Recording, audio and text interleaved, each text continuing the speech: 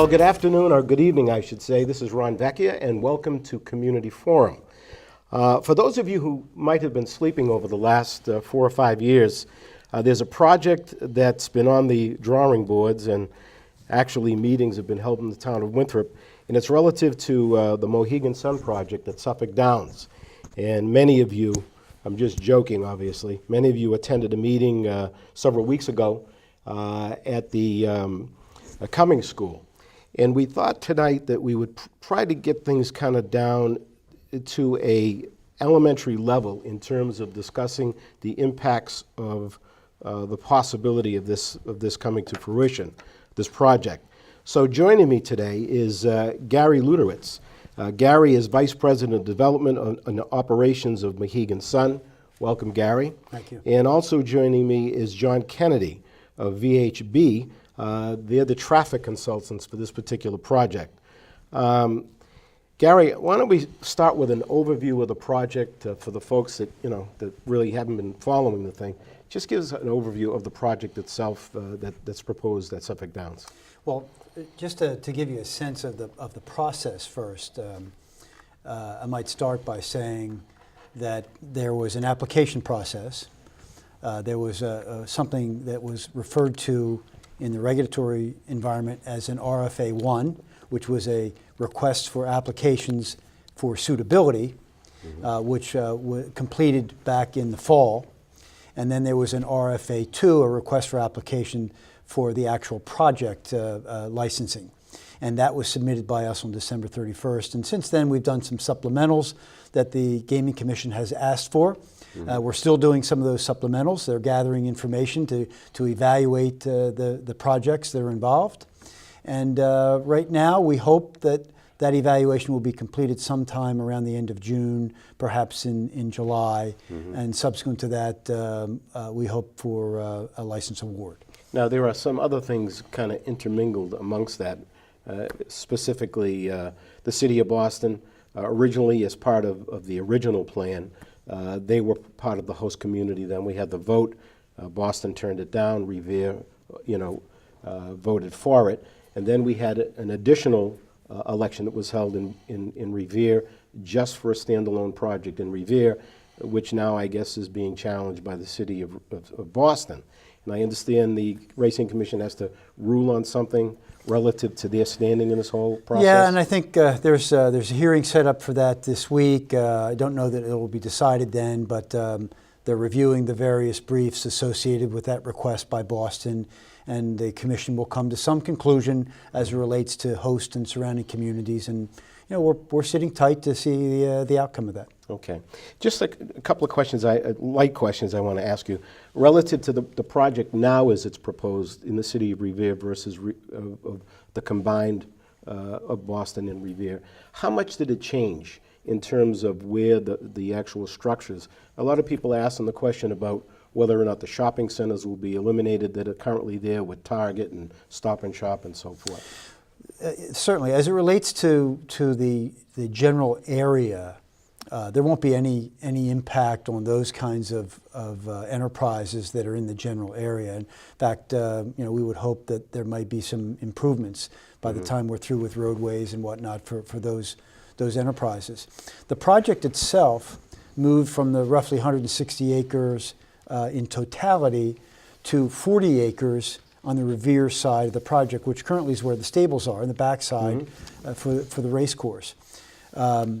It's and I think the site plan is up on the screen now. Oh, good. This is just a good perspective. You can see Orient Heights to what is my left on the screen. Tomasello Way runs across the front of the racetrack and the grandstand. I'm sorry, I don't have a pointer there to show you that right now, Ron. And then where the orange area is there on the right side of the screen, that's really the 40-acre development that would take place with this particular project. And that runs right along Winthrop Avenue in Revere, which is just to the right side of that. And you can see the curved highway, Revere Beach Parkway, that heads back out to the beach. Right. So that gives you a little bit perspective of the site. So where the orange is, right adjacent to that or across the street would be the old Serrantani's property. That's right. And then obviously at the top of the frame, you're looking at where the oil farm is, correct? That's exactly right. Okay. If we could go to the next slide, I think that gives us a little more of a 3D perspective of the site itself. Mm-hmm.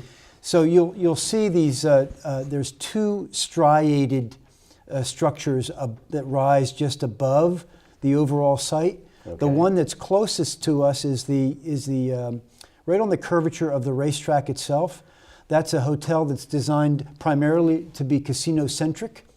And then there's a striated sort of whitish blue toward the back of the project there. That is another hotel that is primarily dedicated to the spa and to the public meeting space and so on. Okay, so that where that is located is currently where if someone was coming from Winthrop to go to one of the shopping destinations, whether it be the Stop and Shop at Target, they would go by that and take a left into that road right now. That's correct. That boutique hotel it sits right on Winthrop Avenue, and the intersection right there is at Tomasello, and they turn right into Tomasello and right into the shopping center that's across the street. I like this slide because it gives us a very good perspective of the green and buffered nature of the project itself. Again, you can see the two striated facilities that are the hotels. Mm-hmm. I should point out, by the way, that the circular dimensions that you see as part of the design are really meant to mimic the umbrella nature of the beach and bring in some of that parasol effect to the entire design. We've really tried to fit this into the community. It's not extraordinarily high, for example. It may rise above grade level, something like 12, 14 stories overall. The first 3 stories of that are actually going to be all parking. Mm-hmm. Parking will be underneath the facility, and it minimizes the amount of impervious space that we have, so we have nice drainage to the property at all, overall. But if you look at my point about the green, in the lower left corner here of the project, you'll see that is our entryway to the project. And again, I wish I had a laser pointer to show it more dramatically, but you'll see where the shrubbery is in the lower left corner. That is actually a raised area, raised above grade at about 33 feet. Mm-hmm. And you'll come into the porte cochere, that is the main entrance, where you'll come into a circular area and be able to be dropped off at either one of the hotels. I think it's important to note that that's an area of about 9 acres there. Just our entrance alone is about 9 acres that crosses a much improved Sales Creek. Right. And again, if anybody who's shopped in that area, that is the area that's currently open. There might be some storage trailers there right across from the entrance to the shopping center. It's near that area, that's exactly right. Okay. This is one of my favorite renderings. This is on Winthrop Avenue as though you were looking from the Beachmont T. Okay. So you'll get off the T and walk across the 150 feet to along Winthrop Avenue, and this will be what you'll see and walk into. It's a beautiful entryway. So this would be facing once again, and correct me if I'm wrong. If you're coming down from the T station, then this would be across the street from where the old Saratani's market is. That's correct. Okay. This will be on your left-hand side. Okay. And if you could, Jason, if you could back us up one slide, I think it's important to know if you can see the green buffers that also occur on all 4 sides of this. Mm-hmm. And notice at the top of the screen that buffer there along Winthrop Avenue. Now you can go back. This whole area, this walkway along Winthrop Avenue, it's just going to be a magnificent buffer. It's going to be a beautiful, beautiful addition to the area. Okay.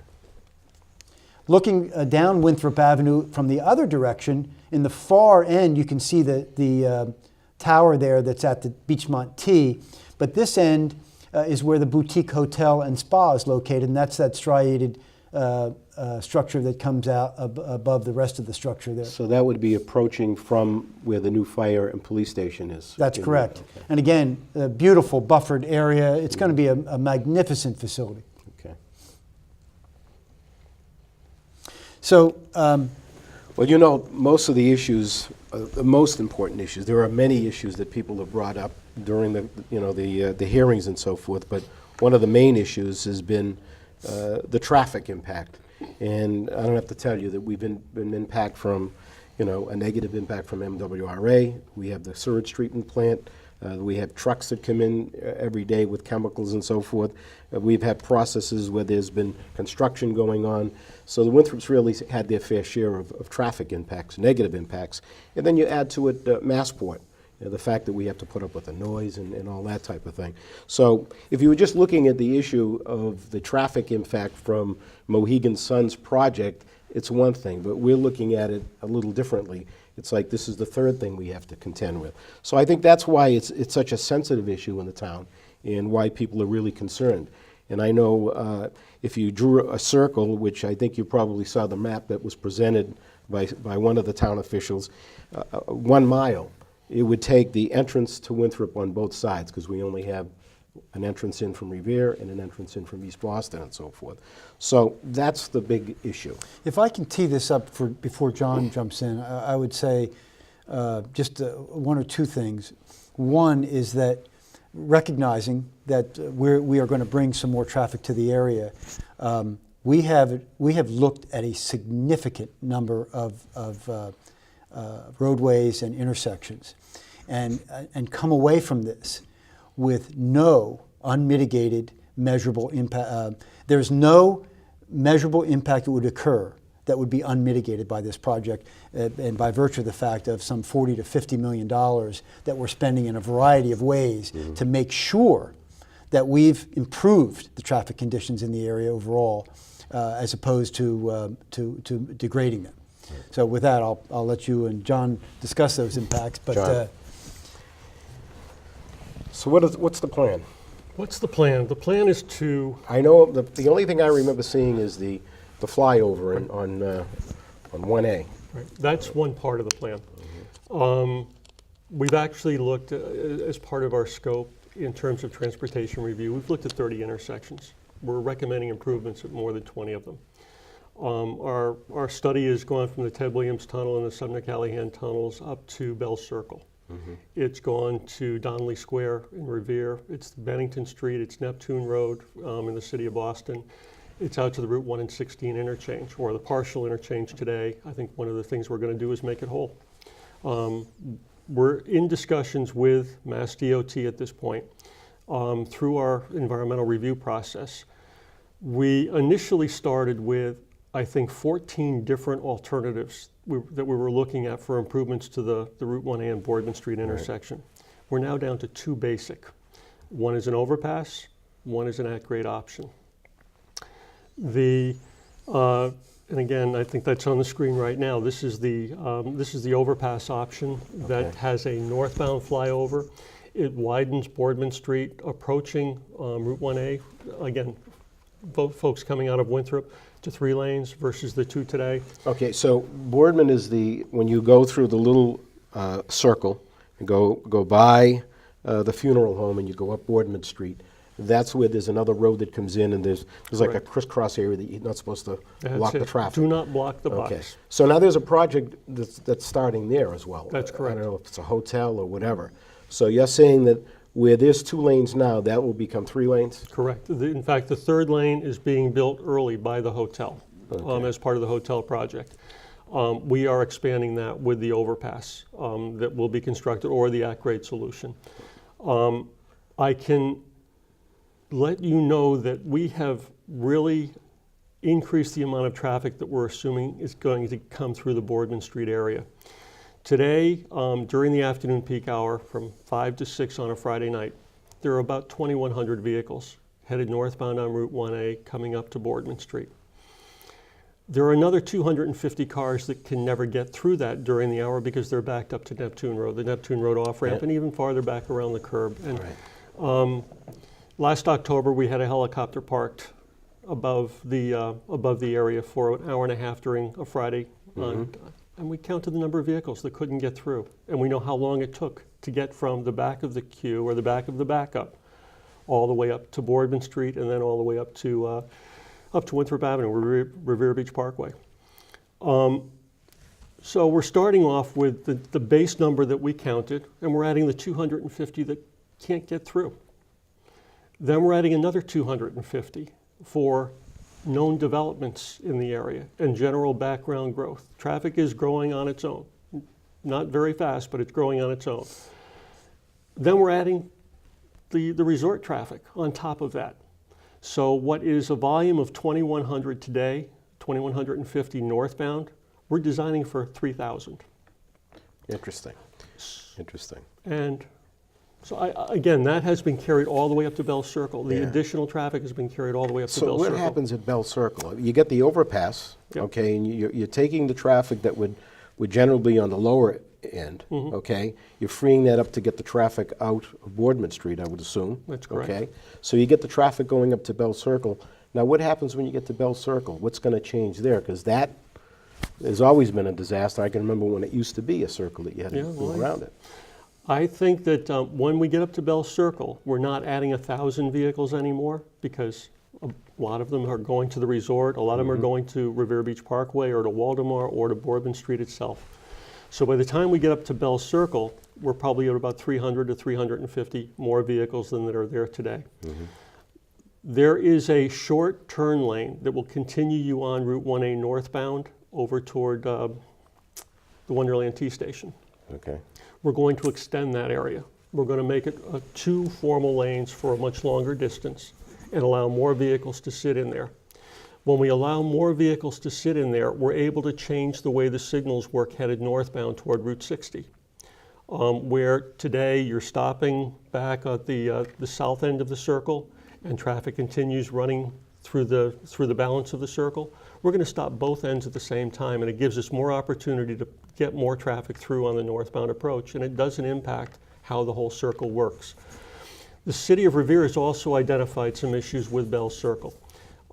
If you're coming from Beach Street on the west side, you want to head to the east side, sometimes traffic that wants to loop on and head to Route 60 backs up and cuts off access. We're going to be adding some pavement to make sure that people can get from Beach Street over to the Beach Street side again, or just continue all the way through. And again, we found that we're able to more than mitigate the development, the traffic that is generated by the resort. We're able to take care of it and then even more. Now, it seems to me that this project, because again, having driven that in all hours of the day, and you know there's always the state police, he's pulled up on the side with the little thing and he's watching, and if you're trying to get down Boardman Street, you're backed up even longer. But it almost seems to be that this project should happen even if there wasn't a project at Mohegan Sun, if you know what I'm saying. I know you guys, you have a project to get, planned and so forth. But this whole issue is something that's been going on, and I guess that's why it's really brought up even further, because it's just going to exacerbate the problem. That's one of the beauties of this project, is that this is a problem today that's going to get mitigated with a significant amount of private money. Yeah. And it's going to be mitigated in a way that takes it out for a couple decades to come. Tell me about your peak traffic. Yes. I mean, it would seem to me, and I remember as a kid when Wonderland was running, Suffolk Downs was running, and Revere Beach was in its heyday. And you're talking about the late 50s and early 60s. And I can remember the traffic tie-ups. It seems to me that this is a similar type of situation, but your check-in times at the hotel, when people would be coming to the resort, there would be a lot of buses and so forth. How does that all interact, that type of thing, into what you're planning in terms of a mitigation of transportation issues? We look at in terms of the times that we're dealing with, the Friday afternoon peak, afternoon street peak from 5 to 6 is the worst time that we can have. So Which is the worst time right now? It's the worst time right now. Okay. So we've taken what the casino or the resort is going to generate during that time and added it to the 5 to 6 period. And we're projecting that there will be about 800 additional vehicles approaching the site from all directions. The biggest approach is going to be Route 1A northbound, coming out of the Sumner Tunnel and out of the Callahan Tunnel and out of the Ted Williams Tunnel. And we're looking at about 500 vehicles northbound on Route 1A at that point. The absolute peak hour for the site, though, is not that 5 to 6. There's more traffic that's going to come in at 8 o'clock, but the roadway system can easily absorb that extra traffic at that time. So we're looking at the street peak hour, the worst hour, and we're adding the resort-related traffic during that hour to establish our design. And we're not just looking at next year or when the resort opens. We're actually designing to the year 2032. That's our design year, 20 years from now. Okay. When you're leaving Winthrop, okay, and forget about Boardman Street for a second, just you're leaving Winthrop via Saratoga Street. We have known through experience, through the years, depending on who's in office in City Hall in Boston, that the cycles on the lights in Orion Heights, we can wake up on a Monday morning and end up, the traffic is going to be backed right up to Main Street, up to Revere Street, because some engineer in the city of Boston went in and changed the cycle. And sometimes it takes a phone call by our state rep or our state senator to get things changed, because the city of Boston, all they care about is their intersection. They don't care about Winthrop. So I guess, what can we expect that you guys are going to be able to do that's going to mitigate that, considering there's going to be more traffic? Actually, we do not see much more traffic in the Bennington Street corridor or on Saratoga Street. We're concentrating on Route 1A because those are the site roadways. Those are the roadways that get into the site. So anybody who happens to be on Bennington Street or on Saratoga Street are going to the resort. They're local residents going to the resort. And when we start looking at the amount of traffic that we're generating during the peak, it's a very little, even a 2% increase is only going to be less than 15 cars that we're talking about adding. So we are working with the City of Boston. We had some plans that were developed a while ago that tried to improve conditions within the city, whether it's establishing a right turn lane, looking at a left turn prohibition, changing the way pedestrians are crossed. Rather than have long crossings, put an island in, put some neck downs or bulb outs or just extended sidewalks to reduce the amount of time pedestrians are in the street. And we're able to, when we do that, we're able to reduce the amount of time that is needed for pedestrians to cross the street, and that time can be reallocated to other approaches. At Winthrop Street, or Winthrop Avenue, we're concentrating a lot on Winthrop Avenue, given what we're doing with the site. Part of the problem today is the MBTA bus stop under the MBTA, right there. In fact, I get stuck in it tonight on my way over here, where so we're going to try to shift the MBTA stop back to Washburn Avenue, 150 feet away, and get it out of that right turn lane. So there will always be 2 lanes on the approach. A right turn lane to head on to Bennington Street and a through lane to come up to continue on Winthrop Avenue, where there's 1 lane today when the bus is there. So and we'd like to change the way the pedestrians are handled at that intersection too, because people don't want to sit or stand and wait for a minute and a half for the lights to turn for them. We want to let them cross parallel to moving traffic. Now, when you shift into the weekends on Saturday and Sunday traffic, I would assume that the inbound traffic is going to be spread out, where a lot of people will be coming Route 16, maybe people will be coming. Yes. So how is that impact on Route 16, which would be an approach, as we talked about before, by the police and fire department, and then a right onto that road that brings you right into the resort? Because again, you're talking about people from Winthrop doing their food shopping or going to Target or whatever. They're going to be impacted by that traffic. We are making some improvements along the Revere Beach Parkway corridor at Tomasello Drive and at North Shore Road.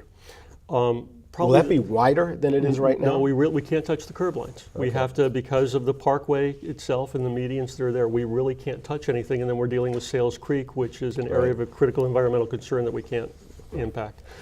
So we've got we're going to have traffic coming out of North Shore Road, where there's a left turn today to come in. We would like to protect that area of Revere from cut-through traffic. So anybody with the plan that we're working with now with DCR and Mass DOT would have everybody coming out of North Shore Road turning right only, and then going down to the police and fire station where there's a median break and put in a signal and let them reverse direction and come back up Revere Beach Parkway at that point. So they're a right turn into Tomasello Drive.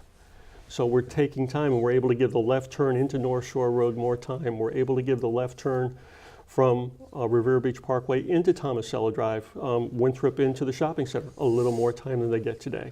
We want to change the way we treat pedestrians, a little bit more time. The other thing that, you mentioned the Route 16 corridor. Yeah, we do have traffic coming in the Route 16 corridor too, but we're making a very significant improvement. And I think if Jason can pull it up on the screen. The Route 1 and 16 interchange, there are actually 2 movements that are missing today. If you are coming southbound on Route 1 and you want to go to Route 16 west, you have to turn right, head down to Webster Avenue and Chelsea and make a U-turn to come back and head east on, east on Route 16. We'd like to add a ramp, and we're talking with both DCR and MassDOT now about adding a loop that will allow you to get straight on onto Route 16 eastbound. Likewise, if you want to go to Route 1 north, you have to go to Webster Street, make a U-turn, and then get on the ramps. We'd like to open up the median and have a median break and put a signal in and allow a left turn directly onto the ramps for Route 1 northbound. That's on the right side of the screen. So again, anybody from Winthrop who wants to go north on Route 1 with this improvement, you don't have to deal with Bell Circle or Brown Circle or Copeland Circle anymore. It's just turn left where Revere Beach Parkway turns, and then turn left again and head onto Route 1 northbound, or come in that way also. Interesting. Very interesting. Well, we have a couple of minutes left. What do we have, about 2 or 3 minutes? Summarization, maybe? Well, I think this project, first off, is going to be a very high quality, very site appealing destination resort. And I think it's going to be one of those resorts that's going to make the region very proud to have it in here. It's going to bring some wonderful economic development to the region. It's a great opportunity for some 4,000 jobs to be brought to the area. Some of those jobs, very interesting positions that range from high technical positions to surveillance, to finance, to law, to human resources, to marketing. I think there's going to be a great opportunity for Winthrop to perhaps share in a number of those employment opportunities. Some great economic development. We've got a momentum program that we hope is very outward facing and allows patrons who come to the resort who not only get a view that we're going to provide them of the region's offerings, but they will receive information about those offerings, and they'll be able to use their momentum points for those individual enterprises that sign up to do it to be spent right out in the community. A project that has been done nowhere else in the United States and anywhere to the best of our knowledge. So it's a wonderful, unique project that will allow millions to be spent in the community. So we think it's a win-win for everybody. We're doing a lot of mitigation to make sure that it's comfortable for the residents of the region, including Winthrop, and we hope that it will be a project that's well embraced. Thank you, Gary. John, thank you for your information. Hopefully you've developed a little more information relative to what the impacts would be and the steps that Mohegan Sun and Suffolk has taken to mitigate those. This program will be run, as you know, continuously on WCAT over the next couple of weeks. There'll be more meetings in the town of Winthrop, I'm sure, over the months ahead, depending on what happens relative to the actual deciding decisions and so forth. So until next time, this is Ron Vecchia on Community Forum. John, thank you again, and Gary, thank you for being on Community. Thanks for having us here today. Thank you, Ron. Thank you.